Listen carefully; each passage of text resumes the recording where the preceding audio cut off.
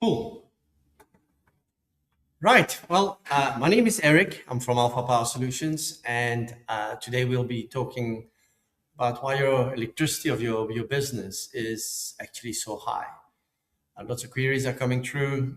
People questioning the, the increased costs of their electricity bills, and I want to elaborate about this today.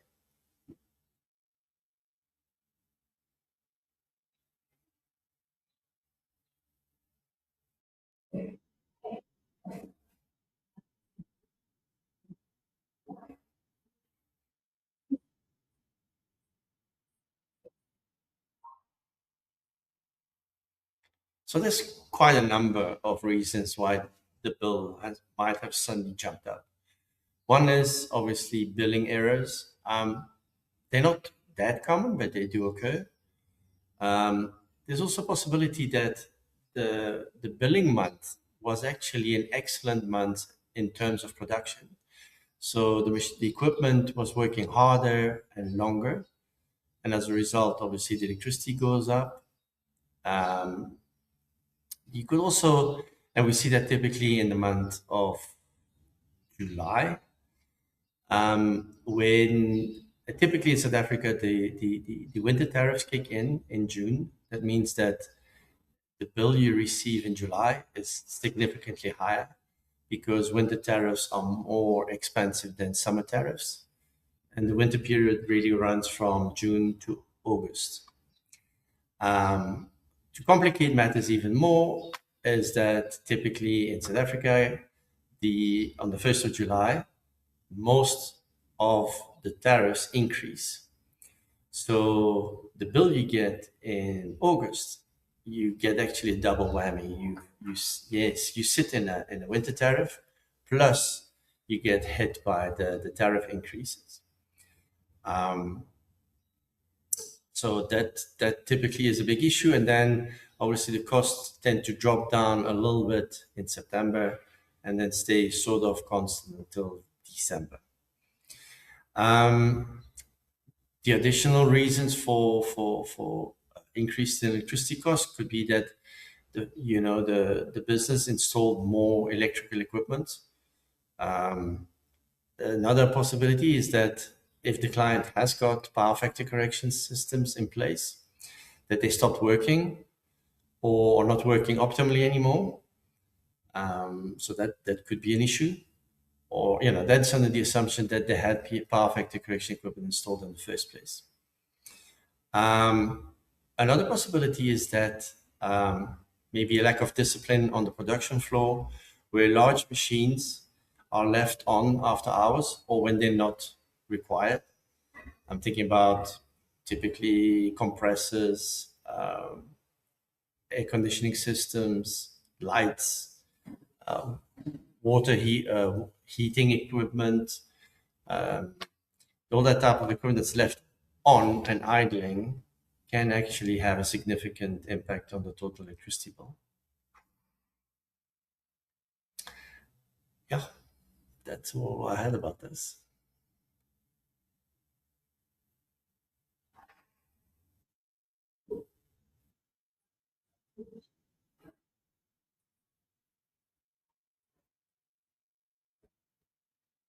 I'm not stressing. Never. Yeah.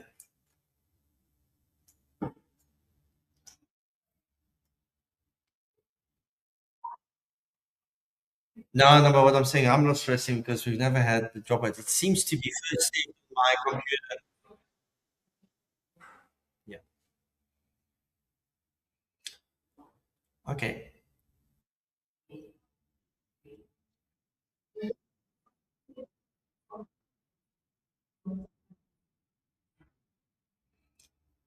Well, the hidden electricity costs or the potential savings, typically, because they're not really understood, these costing items within electricity bill, um, the hidden costs sit really for the majority in the demand and network access charges.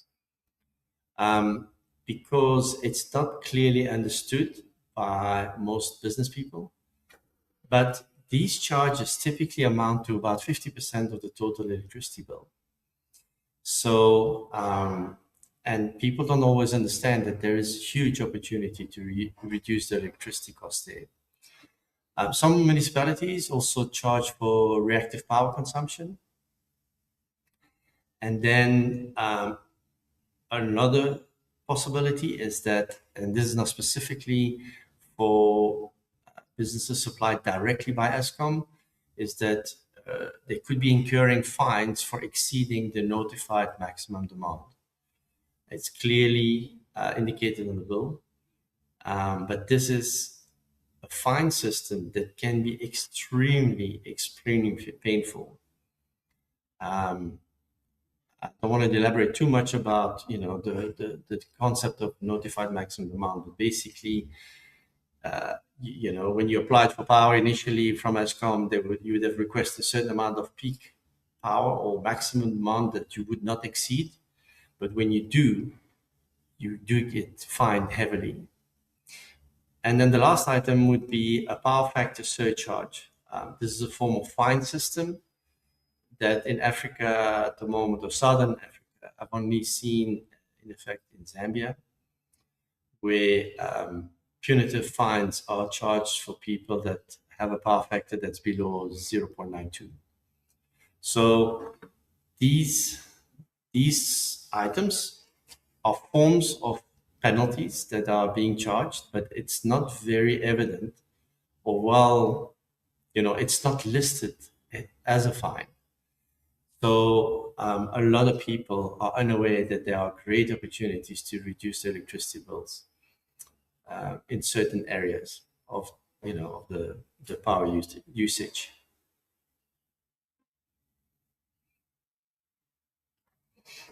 That's it.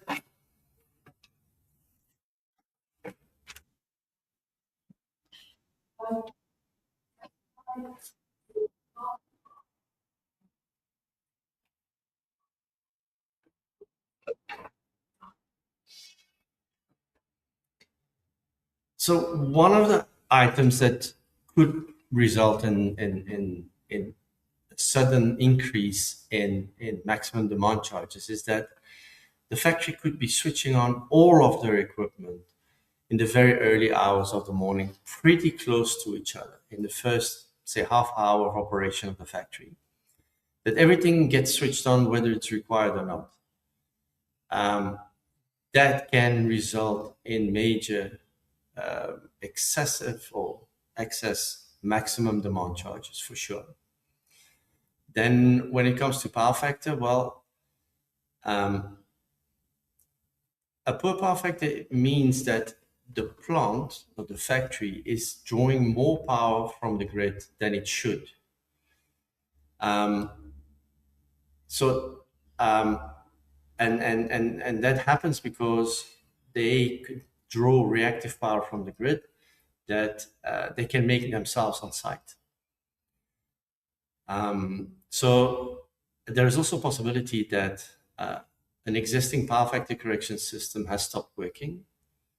And the problem with power factor correction systems is that they're not easily understood um, in people that are not operating in the electrical world. And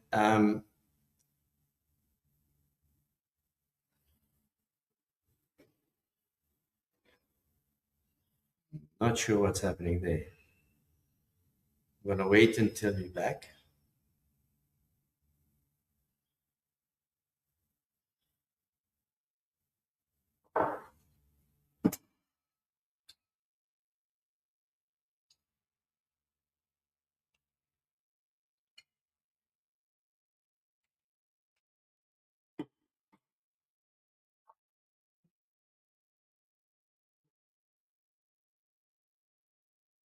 Wow. I lost you for a while there, and I wasn't finished with that previous question. At some point, both, yeah, I'm not done. um, so let me carry on then with the previous. No, no problem. Um, so the problem with power factor correction systems is that they're not easily understood for even, especially by people who do not operate in the electrical field. So they are seldomly maintained in-house by the maintenance team effectively. And it's all got to do about being uncomfortable with the technology, and also that the maintenance teams are concerned that if they make a mistake, they can that can result in significant personal injuries, which is a fact. So maintenance teams seem to steer away from the regular maintenance of power factor correction systems. Not that they require a lot of maintenance, but they do require at least a yearly service. So what happens is that the power factor correction system then sits there in a corner working away, and everybody ignores it. And over time, the system will deteriorate and eventually stop working completely. So regular maintenance is really required, and that's the end of it.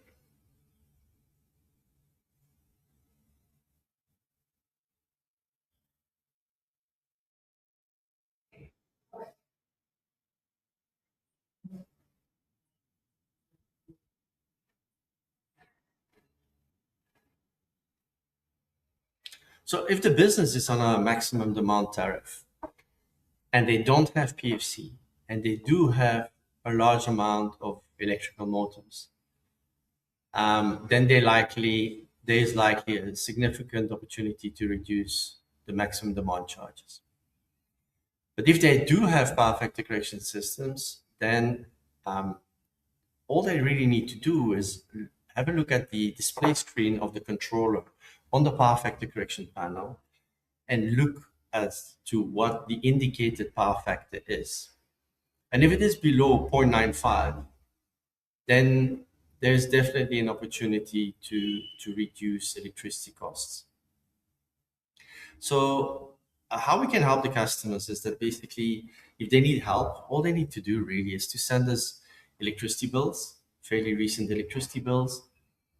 And if they have power factor correction systems, then they should send us a picture of the display of the controller. And then we'll arrange site visits to see, what the issues are with the existing system, and we can take it from there. Another possibility hint that people might have is that if the plant's equipped with lots of oversized motors or with motors that have been repeatedly rewound over the years, or if they leave equipment idling for long periods of time and they don't have a power factor correction system, it is a possibility that their power factor is poor and that they have an opportunity to reduce their electricity cost.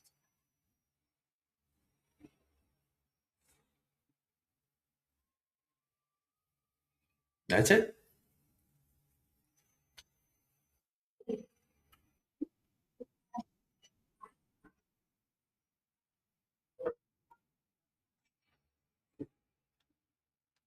One of the things that I find quite amazing in South Africa is that electricity costs in a lot of businesses is in the top five operating expenses that businesses incur. And these costs are not managed properly by many, many businesses. They'll go to the nth degree to manage overtime and time and attendance for argument's sake, but they will not just, review their electricity bills and see where there's opportunities to reduce these costs. Um, Many businesses don't have power factor correction systems. Many have, but it's not operational. So they don't have a lot of the businesses that we encounter don't really have an active program to reduce power usage with energy efficient equipment such as motors, installing timers to make sure equipment that is not required to run at certain times is only switched on when it's needed. Looking, for example, geysers for ablution facilities, um, replacement of especially flood lighting in factories with LED lights. Um, Another one that's a big one is fixing of air leaks in compressed air systems inside the factory. Um, it's amazing how many factories actually do not attend to their air leaks. And this is actually significant energy wasted. So, energy efficiency and power factor optimization can have a huge impact on savings in electricity costs in businesses. That's it.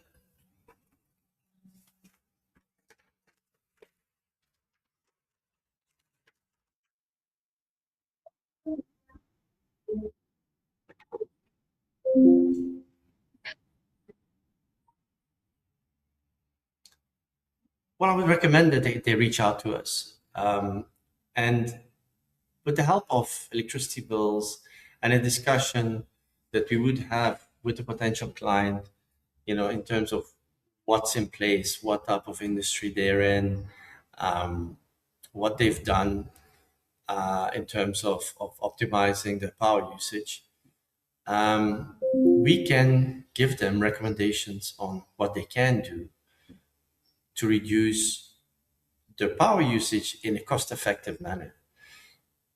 There is interventions that businesses can do that will result in significant power savings with relatively small investment. But there's also other interventions that are expensive and result in limited reduction in electricity costs. So it's to find that balance. Like everything in life, perfection is expensive.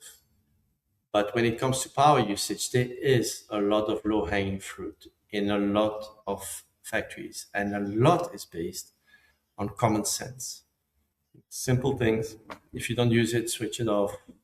Um, Geyser timers, aircon systems that switch off automatically when there's no one in the buildings. Anyway, there's a lot of things you can do with for minor investments will result in significant savings. A lot to do also with attitude and commitment from the whole team within that business. That's it.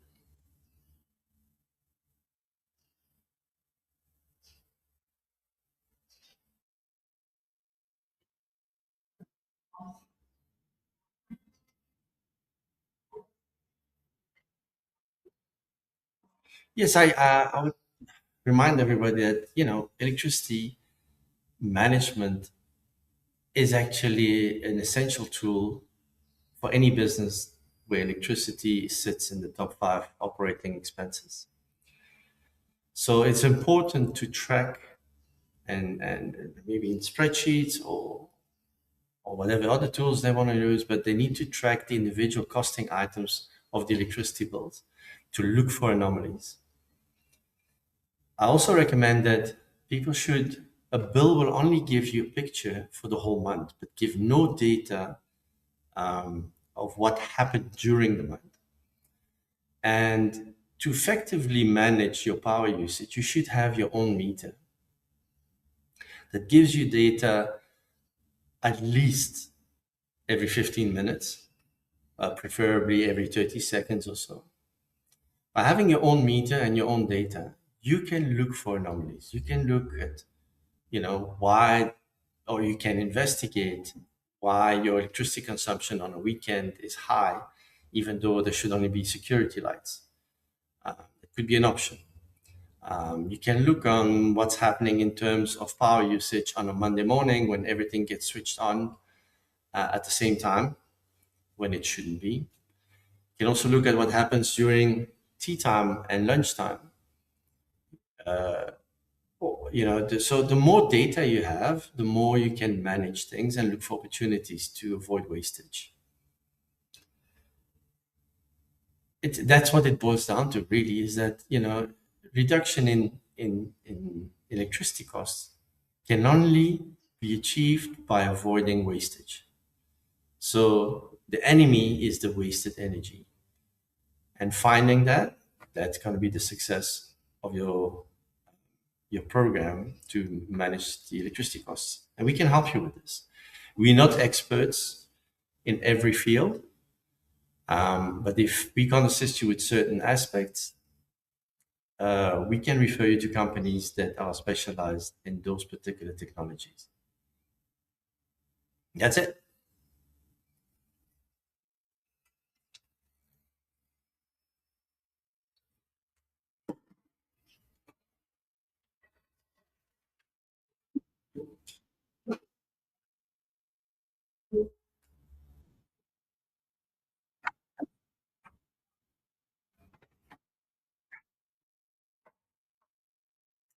Right. Well, thanks for watching. And if you found this helpful, please like and subscribe.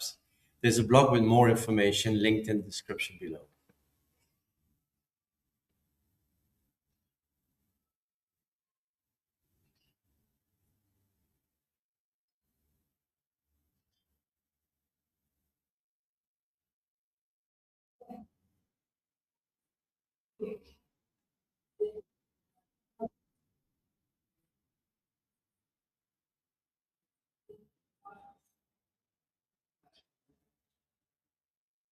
That was it.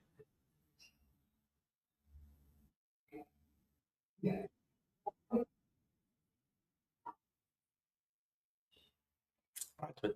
Oh, disappeared again.